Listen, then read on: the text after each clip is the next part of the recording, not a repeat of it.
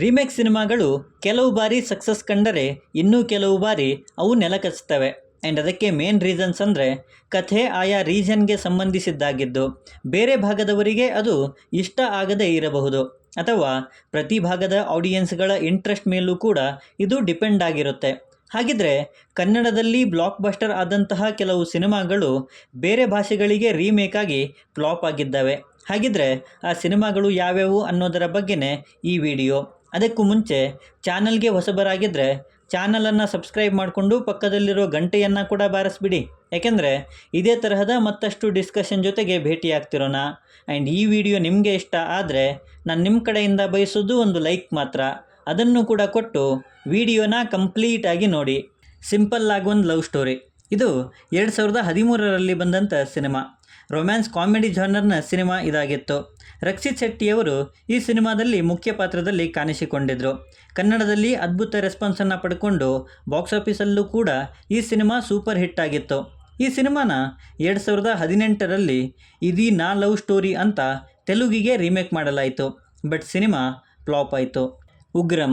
ಇದು 2014ರಲ್ಲಿ ಬಂದ ಆ್ಯಕ್ಷನ್ ಥ್ರಿಲ್ಲರ್ ಜಾನರ್ನ cinema.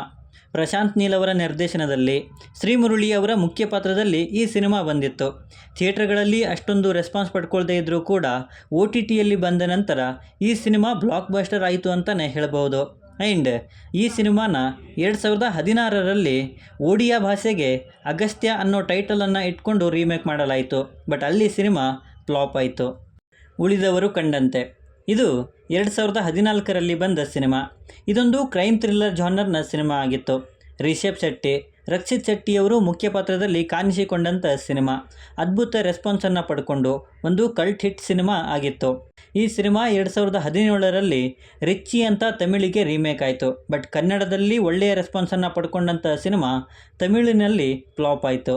Mister and missus Ramachari 2014ರಲ್ಲಿ ಬಂದ ಸಿನಿಮಾ. ಇದು ರೊಮ್ಯಾನ್ಸ್ ಆ್ಯಕ್ಷನ್ ಜಾನರ್ನ ಸಿನಿಮಾ ಇದಾಗಿತ್ತು. ರಾಧಿಕಾ ಪಂಡಿತ್ ಮತ್ತು ರಾಕಿಂಗ್ ಸ್ಟಾರ್ ಯಶ್ ಅವರ ಮುಖ್ಯ ಪಾತ್ರದಲ್ಲಿ ಬಂದ ಸಿನಿಮಾ ಇಂಡಸ್ಟ್ರಿ ಹಿಟ್ ಜೊತೆಗೆ ಬಾಕ್ಸ್ ಆಫೀಸ್ನಲ್ಲಿ ಬ್ಲಾಕ್ ಬಸ್ಟರ್ ಆಗಿ ಸಾಬೀತಾಯಿತು. ಬಟ್ ಇದೇ ಸಿನಿಮಾನ 2016ರಲ್ಲಿ ಮಿಸ್ಟರ್ ಆ್ಯಂಡ್ ಮಿಸ್ಸಸ್ ಸದಾಚಾರಿ ಅಂತ ಮರಾಠಿ ಭಾಷೆಗೆ ರೀಮೇಕ್ ಮಾಡಲಾಯಿತು. ಬಟ್ ಅಲ್ಲಿ ಸಿನಿಮಾ ಫ್ಲಾಪ್ ಆಗಿ ನೆಲ ಕಚ್ಕೊಳ್ತು. ಗೋಧಿ ಬಣ್ಣ ಸಾಧಾರಣ ಮೈಕಟ್ಟು 2016ರಲ್ಲಿ ಬಂದ ಸಿನಿಮಾ. ಇದೊಂದು ಫ್ಯಾಮಿಲಿ ಥ್ರಿಲ್ಲರ್ ಜಾನರ್ನ ಸಿನಿಮಾ ಆಗಿತ್ತು. ರಕ್ಷಿತ್ ಶೆಟ್ಟಿ ಮತ್ತು ಅನಂತ್ ನಾಗ್ ಅವರು ಈ ಸಿನಿಮಾದಲ್ಲಿ ಮುಖ್ಯ ಪಾತ್ರದಲ್ಲಿ ಕಾಣಿಸಿಕೊಂಡಿದ್ದರು. ಇದು ಕನ್ನಡದಲ್ಲಿ ಬ್ಲಾಕ್ ಬಸ್ಟರ್ ಆಗಿ ಸಾಬೀತಾಗಿತ್ತು. ಇದೇ ಸಿನಿಮಾನ 2018ರಲ್ಲಿ ಅರಬತ್ತು ವಯಡು ಮಾನಿರಂ ಅಂತ ತಮಿಳಿಗೆ ರೀಮೇಕ್ ಮಾಡಲಾಯಿತು. ಬಟ್ ಅಲ್ಲಿ ಸಿನಿಮಾ ಫ್ಲಾಪ್ ಆಯಿತು. ಕಿರಿಕ್ ಪಾರ್ಟಿ 2016ರಲ್ಲಿ ಬಂದ ಸಿನಿಮಾ. ಕಾಮಿಡಿ ರೊಮ್ಯಾನ್ಸ್ ಜಾನರ್ನ ಸಿನಿಮಾದಲ್ಲಿ ರಕ್ಷಿತ್ ಶೆಟ್ಟಿ ಮತ್ತು ರಶ್ಮಿಕಾ ಮಂದಣ್ಣ ಮುಖ್ಯ ಪಾತ್ರದಲ್ಲಿ ಕಾಣಿಸಿಕೊಂಡಿದ್ದರು. ಕನ್ನಡದಲ್ಲಿ ಸೂಪರ್ ಹಿಟ್ಟಾಗಿ ಸಾಬೀತಾದ ಈ ಸಿನಿಮಾ 50 ಕೋಟಿಗೂ ಅಧಿಕ ಬಾಕ್ಸ್ ಆಫೀಸ್ ಕಲೆಕ್ಷನನ್ನು ಮಾಡಿತ್ತು. ಇದೇ ಸಿನಿಮಾನ 2018ರಲ್ಲಿ ಕಿರಿಕ್ ಪಾರ್ಟಿ ಅನ್ನೋ ಹೆಸರಿನಿಂದಲೇ ತೆಲುಗಿಗೆ ರೀಮೇಕ್ ಮಾಡಲಾಯಿತು. ಬಟ್ ಅಲ್ಲಿ ಸಿನಿಮಾ ಫ್ಲಾಪ್ ಆಗಿ ಸಾಬೀತಾಯಿತು.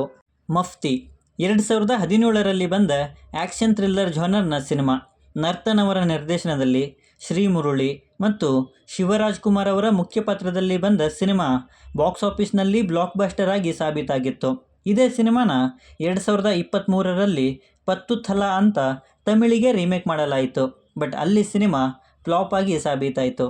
ದಿಯಾ 2020ರಲ್ಲಿ ಬಂದ ರೊಮ್ಯಾನ್ಸ್ ಡ್ರಾಮಾ ಜಾನರ್ನ ಸಿನಿಮಾ. ಇದು ಪೃಥ್ವಿ ಅಂಬರ್, ದೀಕ್ಷಿತ್ ಶೆಟ್ಟಿ, ಖುಷಿ ರವಿಯವರು ಮುಖ್ಯ ಪಾತ್ರದಲ್ಲಿ ಕಾಣಿಸಿಕೊಂಡ ಈ ಸಿನಿಮಾ ಲಾಕ್ಡೌನ್ ಸಮಯದಲ್ಲಿ ಬಂದರೂ ಕೂಡ ಜನರಿಂದ ಮೆಚ್ಚುಗೆಯನ್ನು ಪಡ್ಕೊಂಡು ಸೂಪರ್ ಹಿಟ್ಟಾಗಿ ಸಾಬೀತಾಗಿತ್ತು. ಇದೇ ಸಿನಿಮಾನ 2022ರಲ್ಲಿ ಡಿಯರ್ ದಿಯಾ ಅಂತ ಹಿಂದಿಗೆ ರೀಮೇಕ್ ಮಾಡಲಾಯಿತು. ಬಟ್ ಅಲ್ಲಿ ಸಿನಿಮಾ ಫ್ಲಾಪ್ ಆಗಿ ಸಾಬೀತಾಯಿತು. ಲವ್ ಮಾಕ್ಟೇಲ್ 2020ರಲ್ಲಿ ಬಂದ ರೊಮ್ಯಾನ್ಸ್ ಡ್ರಾಮಾ ಜಾನರ್ನ ಸಿನಿಮಾ ಇದಾಗಿತ್ತು. ಡಾರ್ಲಿಂಗ್ ಕೃಷ್ಣ, ಮಿಲನಾ ನಾಗರಾಜ್ ಅವರು ಈ ಸಿನಿಮಾದಲ್ಲಿ ಮುಖ್ಯ ಪಾತ್ರದಲ್ಲಿ ಕಾಣಿಸಿಕೊಂಡಿದ್ದರು. ಕನ್ನಡದಲ್ಲಿ ಥಿಯೇಟರ್ಗಳಲ್ಲಿ ಅಷ್ಟೇನು ರೆಸ್ಪಾನ್ಸ್ ಪಡ್ಕೊಳ್ಳದೇ ಇದ್ದರೂ ಕೂಡ OTTಯಲ್ಲಿ ಬಂದು ಅದ್ಭುತ ರೆಸ್ಪಾನ್ಸನ್ನು ಪಡ್ಕೊಂಡು ಈ ಸಿನಿಮಾ ಕೂಡ ಸೂಪರ್ ಹಿಟ್ಟಾಗಿ ಸಾಬೀತಾಗಿತ್ತು. ಬಟ್ ಅದೇ ಸಿನಿಮಾನ 2022ರಲ್ಲಿ ಗುರ್ತುಂದಾ ಸೀತಾಕಾಲಂ ಅನ್ನೋ ಟೈಟಲನ್ನು ಇಟ್ಕೊಂಡು ತೆಲುಗಿಗೆ ರೀಮೇಕ್ ಮಾಡಲಾಯಿತು. ಬಟ್ ಅಲ್ಲಿ ಸಿನಿಮಾ ಫ್ಲಾಪ್ ಆಯಿತು.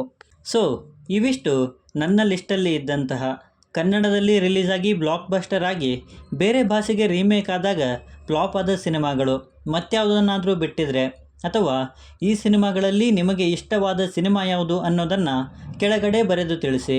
ಮತ್ತು ಈ ವಿಡಿಯೋ ನಿಮಗೆ ಇಷ್ಟ ಆಗಿದ್ದರೆ ದಯವಿಟ್ಟು ನನ್ನ ಚಾನಲನ್ನು ಸಬ್ಸ್ಕ್ರೈಬ್ ಮಾಡಿಕೊಂಡು ಸಪೋರ್ಟ್ ಮಾಡಿ. ಮತ್ತೊಂದು ವಿಡಿಯೋ ಜೊತೆಗೆ ಆದಷ್ಟು ಬೇಗ ಸಿಗೋಣ.